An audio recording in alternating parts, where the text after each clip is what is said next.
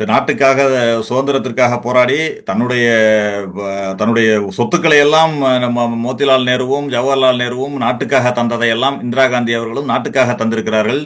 2 உயிர்களை 2 தலைவர்களை இந்திய நாட்டுக்காக உயிர் தியாகம் செய்திருக்கிறார்கள் அத்தகைய கட்சி.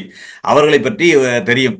இவர்கள் நாட்டுக்காக சுதந்திரத்திற்காக என்ன ஒரு துரும்பை தூக்கி போட்டார்கள் என்பது ஒரு பெரிய கேள்வி. அதற்கான பதில் அவர்களிடம் இருக்காது. அதற்காக ஒரு திசை திருப்பும் வேலையை இவர்கள் செய்து கொண்டிருக்கிறார்கள். இன்றைக்கு ராகுல் காந்தியோ அல்லது காங்கிரஸ் கட்சியோ இந்தியா கூட்டணியோ முன்னெடுத்து வைக்கின்ற பிரச்சனைகளுக்கு பதில் சொல்ல இவர்களுக்கு திராணி இல்லை. அதற்காக இவர்கள் இதெல்லாம் எதையாவது ஒன்றை திசை திருப்பி செய்திகளை சொல்லிக் கொண்டிருக்கிறார்கள் என்பதுதான் உண்மை.